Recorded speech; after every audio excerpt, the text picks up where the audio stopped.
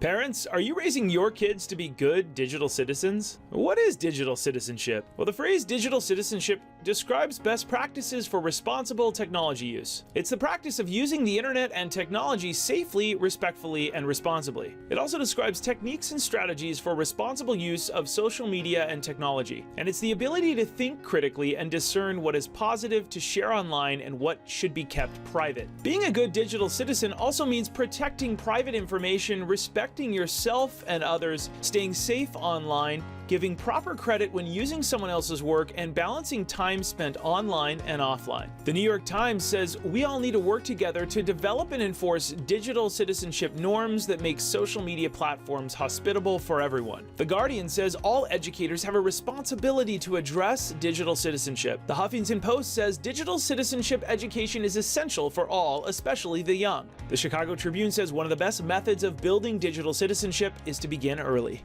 As we travel the country, here's some questions we ask younger students. First, is it okay to share my password with my best friend? Is it okay for me to talk with people online who my parents don't know? If I see bullying online and I click like or heart on that post, does that mean that I'm bullying also? And if they're confused, I like to ask them, how would I feel if lots of people were liking or hearting that post that was bullying me? And last, if I see something bad online, who should I tell? Should I tell my parents, my teacher, the principal, or Buddy the Elf? We use Buddy the Elf as a positive example and to engage younger students. When should my student be public online? Well, first of all, parents, you decide when your student is public. Our team will show you how. Our professional recommendation is that students between the ages of 0 to 13 are 100% private. That means if you were to search for your student online, you would not find what they're eating, where they live, where they're at, or who they're hanging out with. But by the age of 14 to 15, it's time to have a family discussion regarding what should eventually go public, so that by the age of 15, you can consider posting some positive images online and volunteer photos on social media, so that by the age of 17, colleges will be able to find a positive online footprint for your student. Here's what that looks like.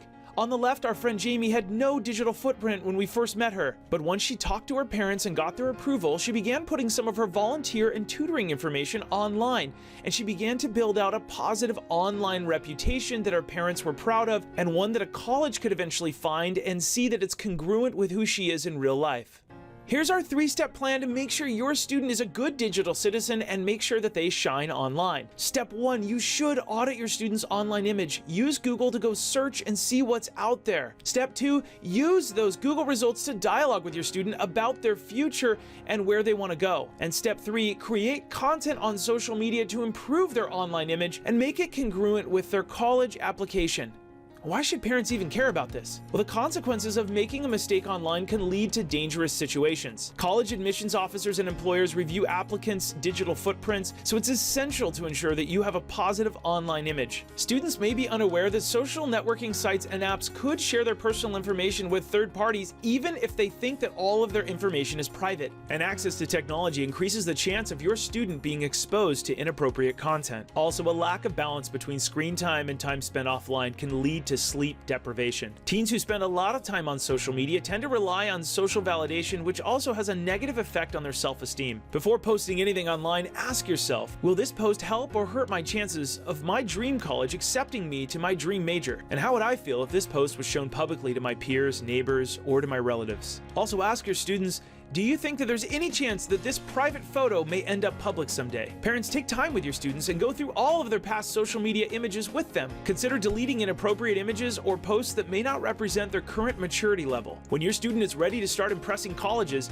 consider using one profile photo across all social media accounts so that your student is easily identifiable. Now, if you're a teen and you have your parents' permission, consider creating a LinkedIn, a YouTube, and/or a Google Plus account under your real name. These accounts will positively impact your digital footprint on Google. And on your Google Plus, your YouTube, and your LinkedIn accounts, consider adding links directly to websites where your achievements are featured, such as school website or team sports website. This tells Google that you're serious about your online image and starts to connect the dots. Consider using your full name, including middle and the bio sections. With your parents' permission, you can list schools, hobbies, awards, and sports accomplishments in your account descriptions. Also, you can highlight volunteer and extracurricular activities. Now, once you're ready to shine online, when posting photos, photos online, consider including your city name and school name in some of the bios or captions below the photos to make sure that they're discovered by Google. Thanks for watching this video. You can click item number 1 to request a digital safety speech at your organization. Click on item number 2 to view a list of our safe apps. Click on item number 3 to buy my new book on Amazon. Click on item number 4 to join our free safety webinar to learn about popular teen apps. I'm Josh Oakes with SafeSmartSocial.com. As always, keep it light, bright, and polite. Thanks for watching.